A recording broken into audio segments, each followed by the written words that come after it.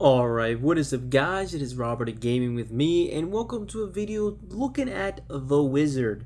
The Wizard is a 1989 film that I have never seen, or I guess I have seen now, but this is essentially my first time that I've seen The Wizard, and I wanted to break it down and just talk about it because it's an interesting part of, I feel, video game history in a way that it's what a lot of people say is very marketed as a Nintendo commercial, and the first time America really saw Super Mario Bros. 3 was in the movie theaters with this movie, and I think that is just so fascinating that I always wanted to just watch this movie. I did something similar to a TV show of Sonic Underground that I did 4 years ago, which time just flies, but I want to do something similar with that, with The Wizard. Let's take a look at The Wizard. Let's break it down. Let's see some crazy, weird moments and some really funny moments and some heartfelt family moments.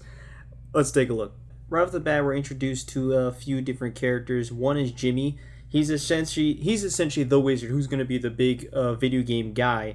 But he's this very quiet kid who keeps running away from home, essentially. Keeps saying California. He keeps saying California and he wants to go to California for some reason we don't know at this time. He apparently has a fascination with building things, and admittedly this is one point that I still don't quite understand as to as to what that has to do with maybe the video game stuff. I think they tried to kind of intertwine that, but they don't really. But yeah, he has a fascination with building things, and that's what they were talking about. And they say it as if it's like a bad thing. Why is it bad that he wants to build things? I don't know. Isn't that a good thing? That just says his creativity, but whatever. And then we're introduced to a young Christian Slater, which I didn't think he was going to be this young, to be honest with you. I'm used to Christian Slater and Mr. Robot. Mr. Robot, best show of all time if you haven't seen it. But Christian Slater's in it. He's much older, and I don't know. I thought he'd maybe be just a little bit older than this, but he's young, man. He's really young in this film. You got Fred Savage, who I admittedly know him from Once Upon a Deadpool, but I've seen him before. But now he's a literal kid in this movie. Fred Savage plays Corey in the film, and then you got Christian Slater. Then you also got the dad, which the whole idea is these are the half brothers of Jimmy, and it's kind of a whole kind of out of whack family drama that's been going on. And the reason why is Jimmy's twin sister drowned, which is a really intense intro. I was like, damn. I actually don't know if it's revealed here or later on. I know it's revealed later on, but I forget if it's revealed in the very beginning. So Jimmy essentially has PTSD from the fact that his twin sister drowned, and it just kind of split the whole family apart. And then now it's kind of like it doesn't seem like people quite care about Jimmy to the extent that they probably should. And he's going to be perhaps even sent into a home, which obviously someone like Corey Fred Savage is very frustrated that no one really cares or seems to give more of an effort towards Jimmy. It's an interesting kind of dramatic setup for what I was not expecting to be a very lighthearted, fun video game filled movie. Actually has some pretty intense family drama, like pretty mature themes that I would say. Corey throws some darts at a map and is like, all right, I'm not gonna go there. South Dakota, I'm good. California, I'm gonna go there. And it's I didn't understand the why I gotta go to California obsession, but that is revealed later on. But I'm assuming he knows, but at the same time, at the end, it doesn't quite seem like he does know as to why Jimmy wants to go to California so much. But hey, he's like, hey, we're going to go to California. So he takes him from the place that Jimmy's staying in, and they run off and run away to California. So their first step to get into California is he just decides to jump into the Hostess cake, the person that was delivering Hostess cake there. I feel like that's a horrible first step because you have no clue where that's going. But hey, at least it was actually going to their sort of destination. That's good. So Christian Slater and the dad end up going to find both Jimmy and Corey. The mom that is not quite in their life anymore seems essentially has hired a guy to find Jimmy and bring him back. And for some reason, this guy is like saying, hey, don't get in my way. If I don't bring the kid back, then I don't get paid. I make my money by bringing kids in, and I don't make it if someone else brings a kid in first. So let's not be getting in my way, okay?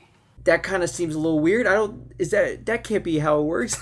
Right? It's like, hey, like someone brought the kid back and he helped out, so he still gets paid. Like, you would think he would still get paid.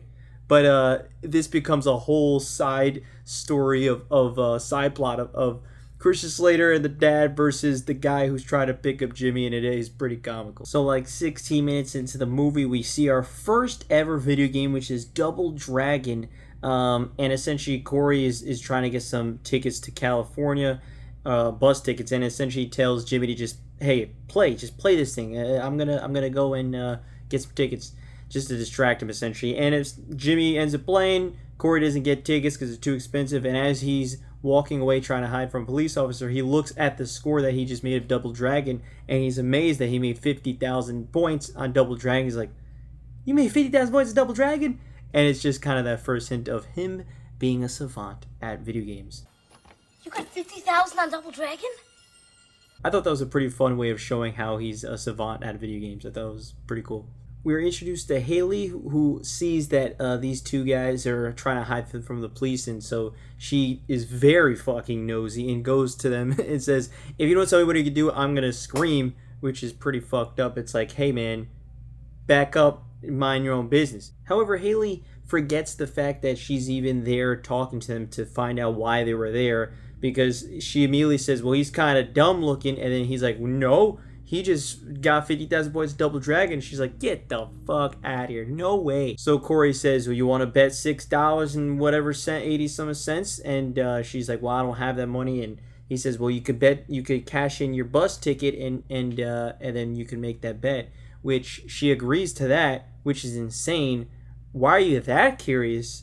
When I think I was like, you need to go home. You don't have $6, but you're willing to lose your bus ticket? Damn. She's a gambling addict.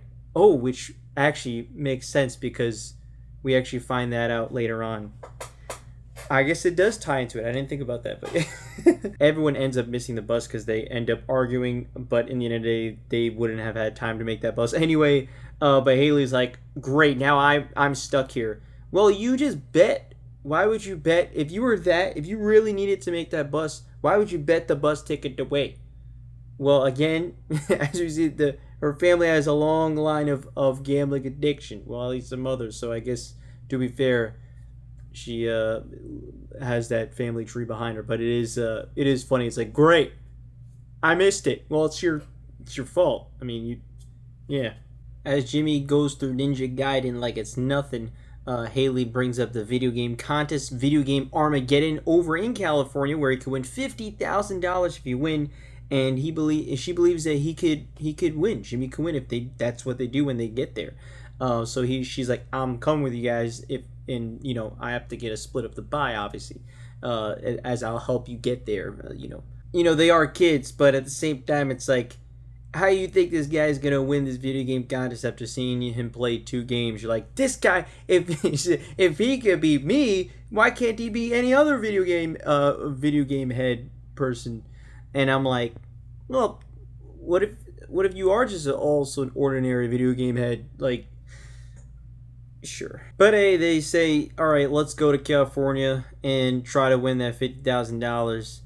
What do they got to lose? To be fair, they were going to head there anyway. Might as well do something there that might make them some money. The guy that's hired to find Jimmy goes and sees the dad and Chris Slater there at this one stop, and he goes to blow up their tires and threatens him with a knife, which is insane. The dad retaliates by swinging some damn shovel at his car, but it's funny, it's over the top, it's ridiculous. And it's just funny the extremes this guy's already going to, and they just encountered each other. It's pretty funny. The 3 of them hitchhike and then end up losing their only money by the people that picked them up. These 2 truckers, these grown-ass men, robbed kids. It's fucked up.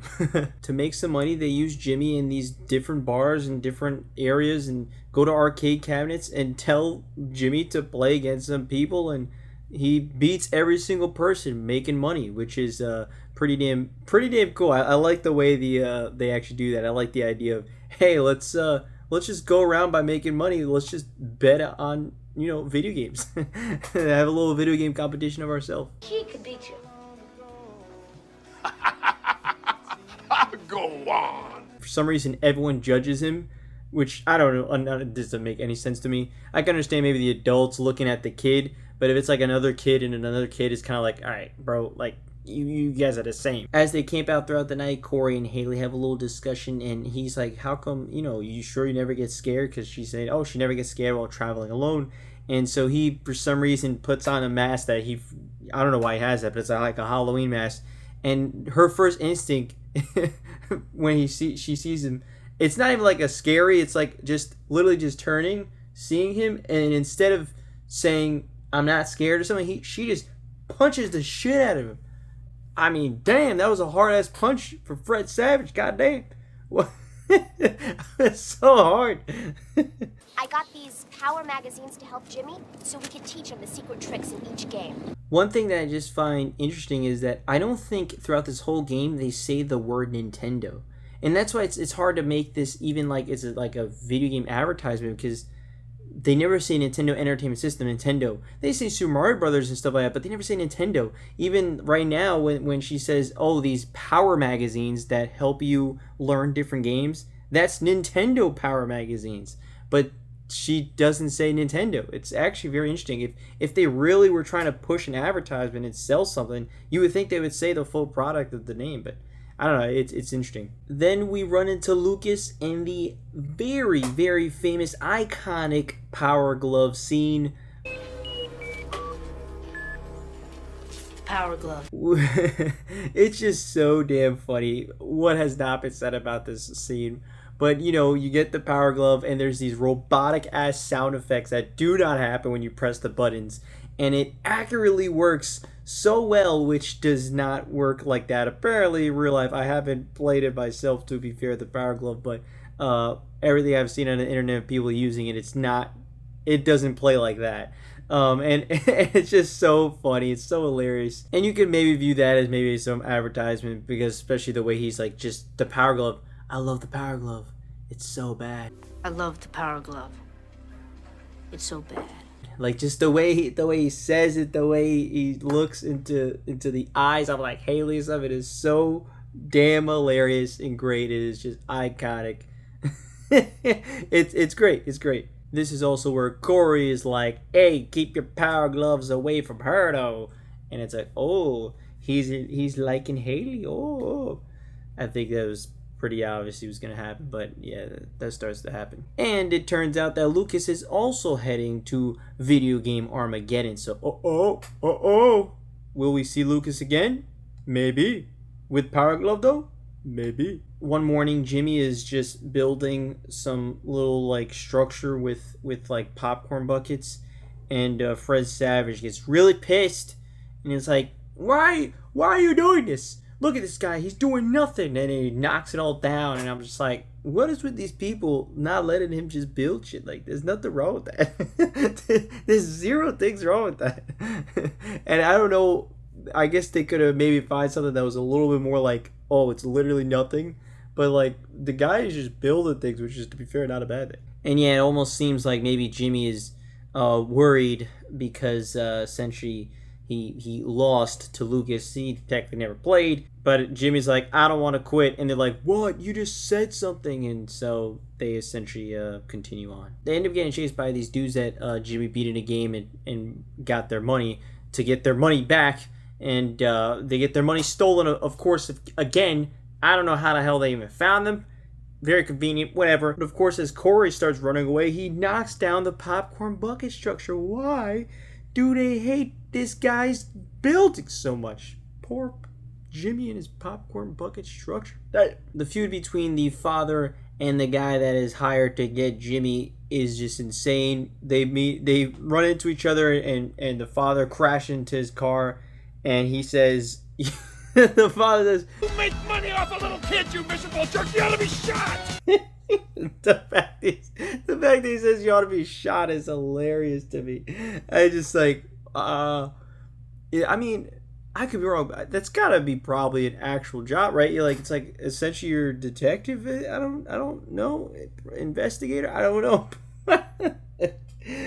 That's hilarious. And the guy that's hired says he's gonna sue the father, which I mean, he already threatened him with a knife and everything, and fucking destroyed his tires. I think they both will not be suing each other. I don't know. Ain't no one gonna win. So they make it to Reno where Haley knows a few of the truckers, and essentially the truckers like to gamble, and she again has previous history of gambling with their mob, so she's really good at it, and they win some money in that way. But Jimmy's also practicing all the games that are going to be in Game Armageddon, or not even, I guess he's practicing essentially every game ever because they don't know what game will be in Game Armageddon. Nintendo game playing, this is Rick. How can I help you? She ends up calling up the Nintendo hotline, which was like a hotline where you kind of look for video game tips and stuff by calling someone. It doesn't exist anymore, but they say the word Nintendo, so they actually do say the word Nintendo in this, but it's only here, the Nintendo hotline.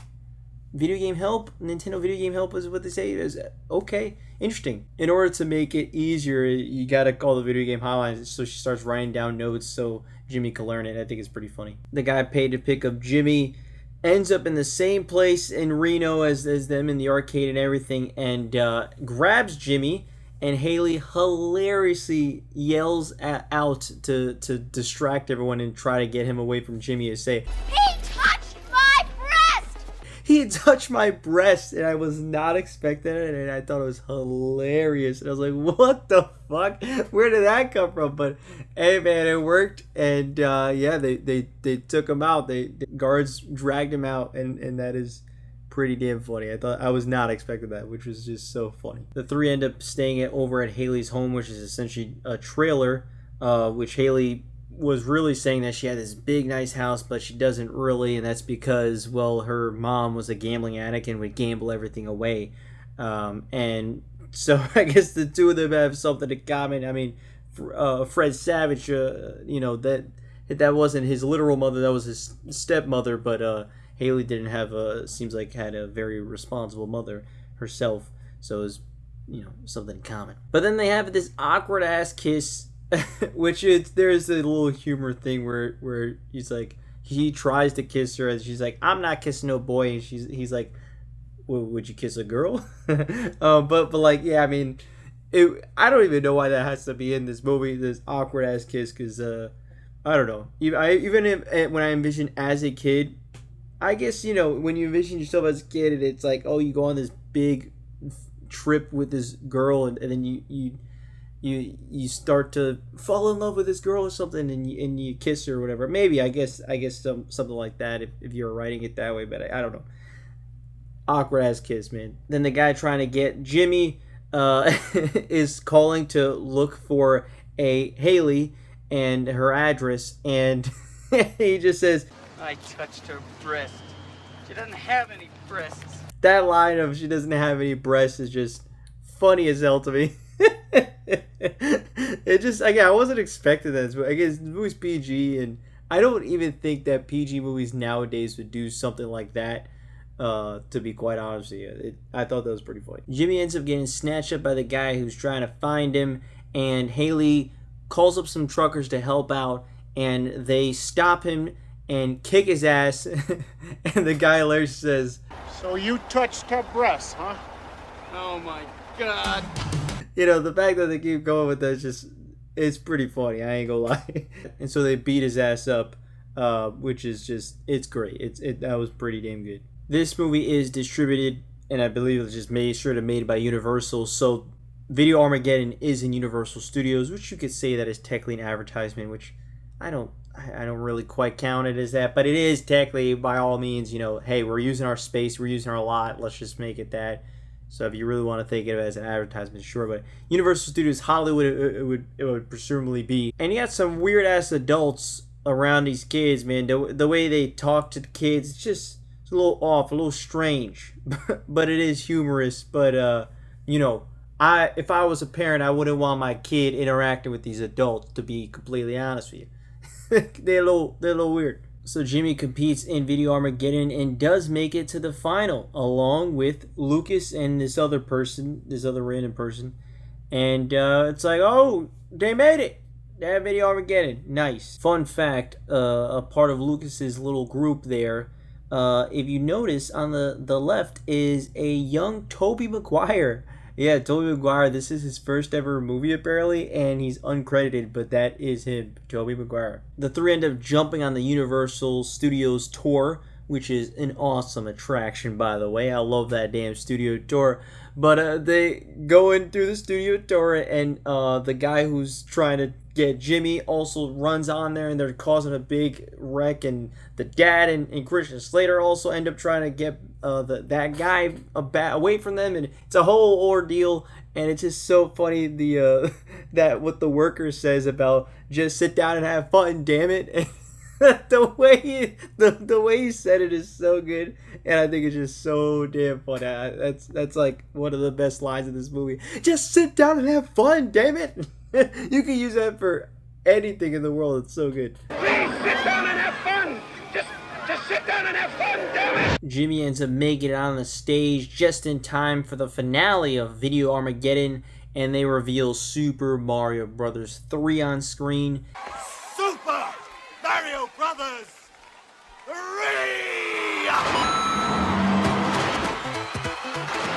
And I gotta say, I mean, this is the one where it's like you can maybe consider it advertising. It's like, oh, Super Mario Bros. 3. Like, it's not a game that is out in North America at this time of the release of the movie.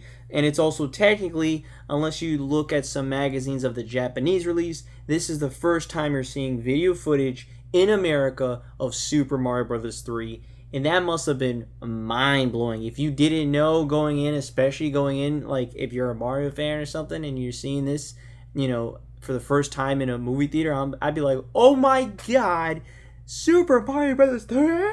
What? Like, it would be crazy because it's almost like a reaction video where you'd be like, holy shit. Like, it would be like some insane thing for me. I feel like I could totally imagine. Like, if I'm sitting down and I'm seeing a movie, and all of a sudden, just out of nowhere, they reveal the new 3D Mario game, my like, I would be fucking mind blown. You know, so I'd imagine that would have blown my mind to seeing that for the first time in a movie theater. Oh my god, be over the moon. This whole finale is very much a movie video game finale where it's like they don't quite get into the technicalities of video games, where the guy's like saying he's restarting World 2, but they're on World 1 Level 2. You know what I mean? Like, it's that's not the same thing. And even on the bottom left-hand corner, as you can see, it says World 1. It's just funny, and it's like, you would think a movie based on a video game tournament would be a little bit more, understanding about that, but even then, still not, man. Damn. Jimmy uses the warp whistle to go to a different world, but somehow Haley's like, use the warp flute. She says the flute, but to get to a different world, I'm like, wait, but this game has not released yet. You technically don't know that. It's a little bit of a stretch. Actually, it's a very much stretch. They would not know that, but it is what it is. So Jimmy ends up winning at the last second by getting, when you're running at the end of the Super Mario Bros. 3 level to get a star, to get more extra points. They went point based. That's how they won. That's how he won. And it's technically nonsensical in the way they approach the gaming aspect of it. There's something that works, but a lot of it technically wouldn't make sense. It was a 10-minute timer, a game they never played. It technically doesn't make sense.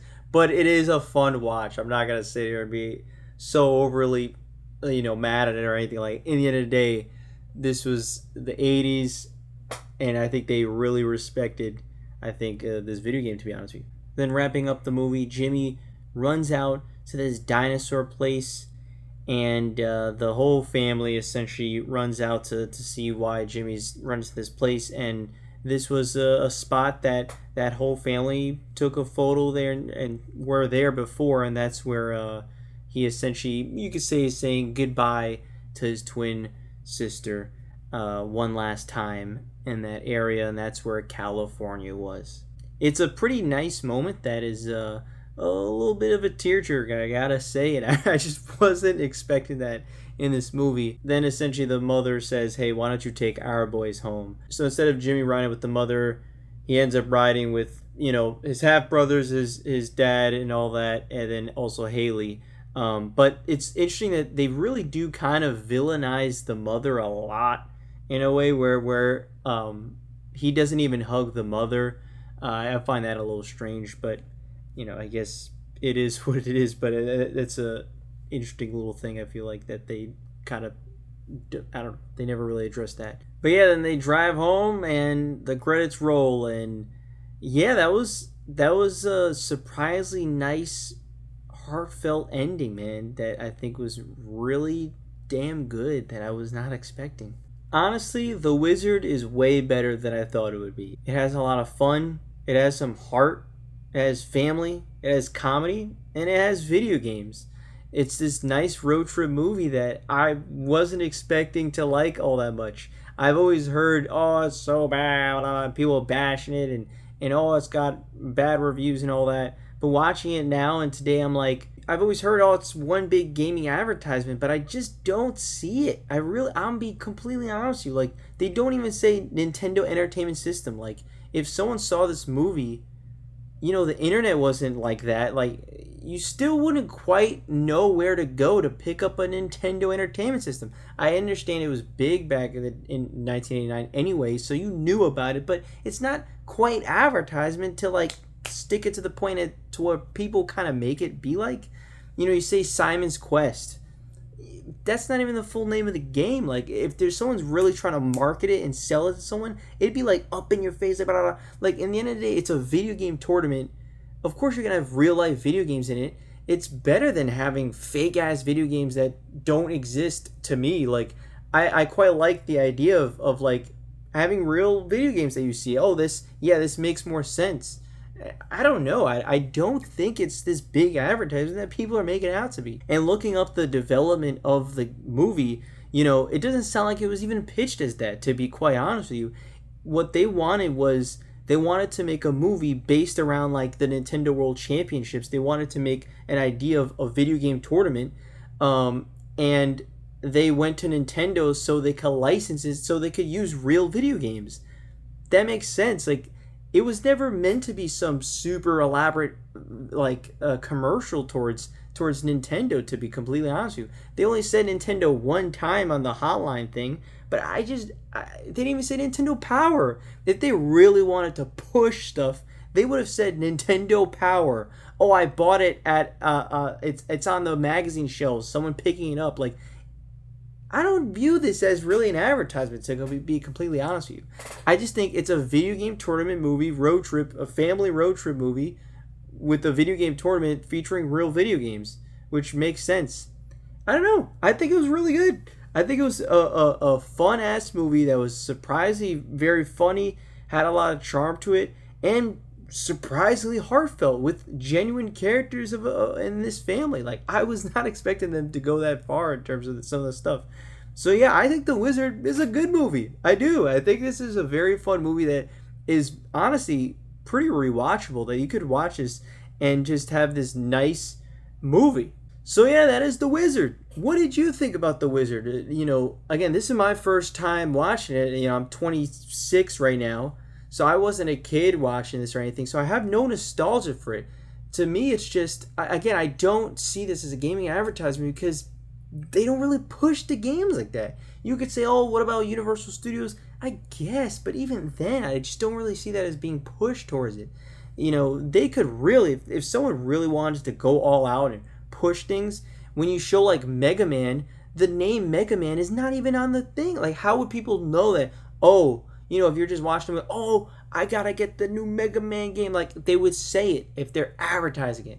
And I think, especially reading up on the development, it just sounded like they wanted to make a movie based on, like, the Nintendo World Championships, but they wanted the license to the real games, and they got it.